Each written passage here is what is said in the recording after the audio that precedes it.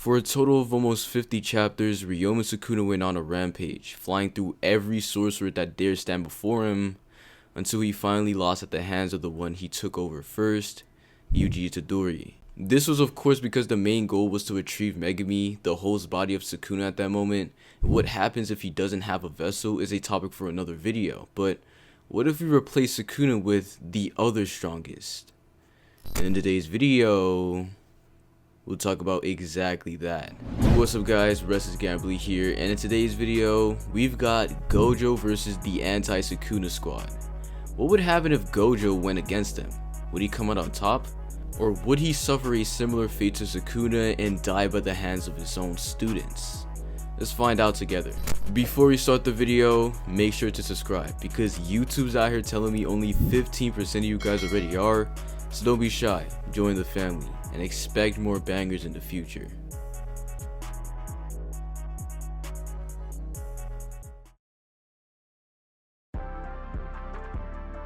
This video is kind of complicated to make because of the circumstances during the Shinjuku arc. Sukuna, first of all, doesn't have a literal force field around him at all times, but obviously Gojo does. However, Sukuna had two goons that the gang had to deal with before fully focusing up on Sukuna, and obviously Gojo doesn't have that. So with that being said, we'll have to make some conditions, change up a couple things, but at the very core of it, we're basically just putting Gojo in the place of Sukuna. So let's get into some of the changes right now. First off, on top of everyone learning Simple Domain and Reverse Curse Technique, we'll have them learn Domain Amplification.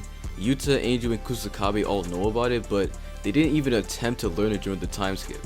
Higuruma used it on his first try, so give these bums a month and I think they should be able to get it down. This is essentially their method to dealing with the neutral infinity, but I'll elaborate more on that in a second. Second, Gojo is going to have the same conditions as Sukuna at the end of his fight. He's going to be damaged, have one arm, low reverse curse technique output, but unlike Sukuna, Gojo doesn't have a full heal that he's been saving the entire time. Also, Gojo will only have the knowledge he had going into the battle, aka he literally knows nothing about any plans made for the fight. If you reread the flashbacks during the arc, Gojo is literally only featured for training with Yuta and Yuji, and then when he kills the higher ups.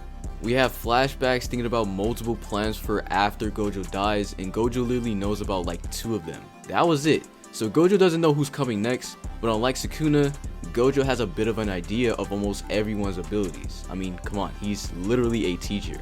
The third condition is that almost everyone comes in order of how they arrived during the original arc. So Kashima will immediately follow Sukuna's defeat, and characters like Miguel and LaRue will also arrive at around the same time, but some characters can arrive earlier or later because of the fact that we're facing Gojo. This will make a ton of sense once we get into the actual battle, so just keep that in the back of your mind. With that being said, I think I've discussed all that needs to be talked about right now, so let's do it. How does Gojo handle the Anti-Sukuna squad?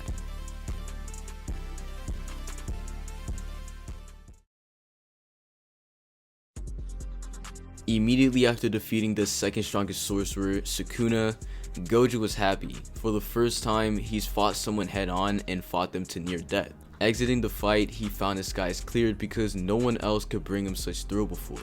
But he might be sure no one can ever do it again. So he turns around because the cursed energy in the air is being disrupted, as Kashima was suddenly sent into the battlefield and is jumping towards the strongest. Unlike Sukuna, I think Gojo would have noticed Wiwi the moment he sent Kashima into the battle because of his 6 eyes. Whether this is impactful or not is up for debate, but right now, Gojo can't just focus on the teleporter. A 400-year-old beast is jumping into action with him, and he looks at him asking if he's next. Now, this fight is kind of embarrassing if I'm being honest. First off, Kashima most likely didn't learn a single thing with the gang, and he was probably just there to watch the other come up with plans. In fact, he's only in one flashback, I'm pretty sure, and it was for the plan immediately after his expected defeat. This is actually a good thing because if he was with them, that would mean he would learn Domain Amplification, but let's be real. Kashima literally isn't using that because his entire thing is saving his curse technique for the strongest. So when he drops down and tries to attack Gojo only running into his infinity, he smiles and acknowledges that it's a weird technique he has, and then he immediately enters his curse technique form, Mythical Beast Amber. This boosts his overall stats tremendously. During his original fight with Sukuna, he was able to parry his attack with ease, but as soon as Kashimo entered his curse technique, the tides completely shifted and he took Sukuna by surprise with his sudden increase in stats. He started blitzing and damaging Sukuna, sending a lightning bolt that literally threatened him to the point where Sukuna finally transformed into his true form to deal with him. Gojo, like I said earlier, doesn't have a free heal like Sukuna does, but he kinda doesn't need it. Kashimo, despite his complete increase in stats, literally has no way to get through Infinity. World Cutting Slash is the only attack in all of Jujutsu Kaisen that could get through Infinity because it doesn't just travel space by itself. It cuts the world that Gojo exists in. The only other attacks to get through Infinity were attacks that just outright turned it off. So no, Kashimo can't just think of some crap on the spot that will hit Gojo and not travel space. Come on, dude. Even while people might argue to get through Infinity you have to be overwhelmingly faster than Gojo, this would obviously not apply to anyone in JJK because no one's that fast. With that being said, the fight will literally be Kashimo attempting to use different techniques and phenomena, with Gojo just letting Infinity deal with it. Gojo has the 6th size, so as soon as he saw Kashimo earlier, or especially when he went into his curse technique, Gojo knew instantly the toll it would have on his body. Kashimo's curse technique, regardless of your agenda, boosts his stats beyond anything we have ever seen. They become so insanely high in his body that he will literally die after his curse technique runs out because he's operating beyond human capability. Gojo sees this and he can immediately understand what's wrong, but I don't think it's in his nature to just let Kashimo rot and die. Knowing the thrill of fighting like your life depends on it, he'll give Kashimo a good fight that won't necessarily tax him in the long run. We've seen Gojo fight with one arm, he can use maximum blue, and we've only ever seen Gojo use red with one hand, but purple of course is out of the question. He's currently not in the state to be able to just get his arm back like he did in the fight with Sukuna, but one full arm is enough for him to put up a fight. So now it's Kashimo with his curse technique versus Gojo with one arm. Kashimo is on the defensive as he can't really get through Gojo's Infinity. As he scopes the scenery, Gojo sends multiple blues at Kashimo to catch him, but Kashimo slightly dodges as I think he does have the capability to do it when it comes down to it. But Gojo's main goal wasn't even to hit Kashimo with the blue, it was actually to create multiple zones that Gojo can use to accelerate his speed. Kashimo shoots one of his blasts at the ground to create a blind spot with rocks, but they all suddenly get stopped by Infinity. And while Kashimo's looking for a chance to get in, Gojo's suddenly behind him, blitzing him with blue, and he charges up a red in his face. This sends Kashimo flying, and before he can even recover from the attack, Gojo blitzes behind him again with blue and starts putting his hands, or hand singular, through him, cooking him with a single arm and a couple of kicks. He'd throw him like Sukuna did, and Kashimo would try to retaliate just like the original, but he's met with a maximum blue, a literal void approaching him, and Kashimo ceases to exist. I think this is probably how this fight goes. I do think Kashimo in this curse technique is faster than everyone in the verse other than Gojo and Sukuna, but again, it's Gojo and Sukuna. They gap the verse and I don't think Kashimo bridges that gap with his curse technique. I feel like the way I wrote this fight was fair, but if you have some thoughts on it, definitely let me know in the comments. Immediately after the defeat of Kashimo, everyone's wary of the literal orb of blue existing in the area. In the original story, we saw Gojo use this exact tactic, keeping the orb in place so that if it ever comes into contact with a red, it would immediately explode into a purple, a technique that literally no one can survive. But they expected this, so now comes a batch of sorcerers: Yuji, Higuruma, Choso, Inu, Kusakabe, and Hikari. Hikari stopped everyone from jumping in before Kashimo because he made a promise to him that he'd let no one interrupt his fight. Dropping down, the main goal is to distract Gojo and let Higuruma use his domain expansion. In the original story, Mei sends bird strikes towards Sukuna, to which she gets distracted by and opts to destroy. She can send her bird strikes, Yuji can destroy the ground and make Infinity stop all the rubble, and they can even all use domain amplification to turn off his technique. It's all to distract Gojo as they start running away in opposite directions, and Higuruma pops his domain expansion. Higuruma's domain is almost instant. Yuji can literally react to 0.2 domain expansions, but in a later, stronger form, he gets blitzed by Higuruma's domain and gets trapped without realizing it. So now Gojo is in the domain with Higuruma with literally no way to counter what happens next. And here's when we enter some cool headcanon. During his fight with Yuji, the first trial he went through was a petty crime, gambling while underage. This obviously didn't result in anything more than confiscation, but as soon as Yuji asked for a retrial and do-over, he was immediately thrown into a way crueler case, one that involved Sukuna's rampage in Shibuya. Now, while I want to say that Gojo would instantly be sent to the Shadow Realm from some random crime he did, the fact that Yuji got this trial shows that there's actually a chance Gojo's given a crime that he can literally dispute. Before the sake of fun, we're going to let judgment accuse Gojo of the crime of killing Toji Fushiguro. This will actually work completely in his favor because there was no lawful reason for him to kill the dude, it was out of pure desire to. Toji kind of did start the fight being the first one to attack Gojo, so there was an argument for self-defense then, but as soon as Gojo sent him flying with red, there was no reason to continue fighting, so it was fair game. Then Gojo literally kills him. The main reason I say this is beneficial to Higuruma is because he was literally going to admit this to Megumi the day of the fight, so he would have zero reason to stay quiet about this, and so I think he would plead guilty. I don't think a homicide would lead to the death sentence, maybe in America, but in Japan, I don't really know, but I'm going to assume it's not that deep. But that's okay because no matter what, Gojo's curse technique is immediately stolen from him and Gojo drops back into the battlefield. Gojo is now one-armed, has no curse technique, and still barely has reverse curse technique. They all try to jump him, but Gojo is still pretty agile regardless of not having blue. In his fight with Sukuna, Gojo loses access to his curse technique and has to fight Sukuna, whose stats are boosted by his domain. This detail is of course super ambiguous. The stat boost a domain gives you is literally unknown, but all we know is that he may be a little faster than he regularly is. And so Gojo spams reverse curse technique to counter Sukuna's slashes, and then at the same time he's able to box with Sukuna. You would think taking away Limitless would make Gojo fodder or a little more down to earth, but this couldn't be further from the truth. Hakari uses his domain expansion to get a jackpot while the others still pressure Gojo within the domain. Gojo's on the defensive, dodging attacks and landing counters when he can, and it's not like Gojo's base punches are fodder. In chapter 256, Gojo talks about 3 different curse energy punches, one that strengthens the fist, one that crashes into the opponent, and one that does both. Gojo then says he's literally the only person in the verse that can control if he's using the 3rd type, and so best believe he's using that 3rd type against literally everyone fighting him. His punches should be somewhat comparable to Sukuna, and Sukuna, while actually trying, literally impales Choso with 2 of his hands. This is all to emphasize that once again, Gojo is not fodder if you take away his curse technique. I think his attacks will be something heavy and disastrous to deal with for literally everyone there, but I think they can survive long enough for Hakari to pop a jackpot and immediately exiting the domain. They realize Hakari sent everyone to a different place, a place where Yuta Kotsu awaits their arrival. Yuta at the beginning of his fight with Sukuna implies that he could have been there with Higuruma to enforce the Executioner Blade plan. This obviously didn't happen the first time because Yuta was out trying to kill Kinjaku, but this time Yuta doesn't have to deal with that. And so as soon as Hakari transports everyone, Yuta uses his domain and the second plan commences.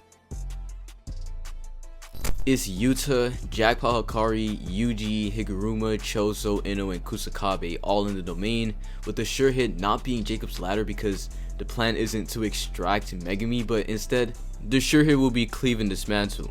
Gojo is obviously not about to let this hit him because of his circumstances, so he uses simple domain to buy himself some time. He breathes in and out and locks in as everyone approaches him. Yuta's cleave and dismantle is literally nothing compared to Sukuna's, so Gojo's simple domain can definitely hold up way longer while he fights everyone else. He scopes the area for the weak link in the group, and there he is. Ino shouldn't be there, and Gojo immediately proves this as he punches the crap out of him, sending him flying. The pressure doesn't let up though as the others approach him, but then he realizes the golden opportunity in front of him. Hakari is immortal, so he's literally an XP farm for him. When Gojo talks about black flashes, he actually makes a distinction between hitting one and going for them. First off, I just want to mention that this confirms what I said in my Sukuna video a couple months back, that you can literally aim to hit black flashes. I don't know why people try to make me look stupid back then, but it's literally stated in the series. Anyways, going back to what's important, Gojo says that when he's going for black flashes, he tries to use his curse technique with it as well, so it really does come down to luck. I don't know about you guys, but I think this blatantly implies that when his curse technique isn't in the mix, Gojo has a way higher probability of hitting a black flash. So that's literally Hikari's role for him. Hikari isn't fast enough to outright dodge Gojo's focused attacks, but even if he was, he wouldn't do that because that's how Hikari fights in Jackpot. And so Gojo would focus on going for black flashes against Hikari, who keeps coming back with his immortal body, and eventually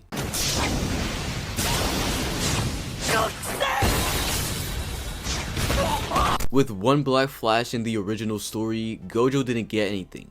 But seeing as the team would get desperate because he's hit a black flash, Gojo has way more chances to hit another. Yuta is the heaviest hitter in the domain, as he literally has every curse technique at his disposal. He has Thin Icebreaker to cook Gojo's footing on his simple domain, he has Curse Speech to freeze him in place to allow others to land attacks on him, and he has the Future Sight to parry, dodge, or block any attacks coming at him. This all sounds good, but something you have to realize is that Sukuna trolled his way into a close demise. We saw Sukuna have the speed to absolutely blitz everyone he went against, but he didn't use that speed once the entire domain fight. This is what leads to what is literally stated to be a desperate gamble. This is on top of him losing control of his body from Yuji, something Yuji can't do against Gojo. I'm not gonna sit here and lie, I did think Gojo could be cooked within Yuta's domain, but without a method to slow him down, and with Gojo not being like Sukuna, letting things happen to him, I don't see things ending until we hear another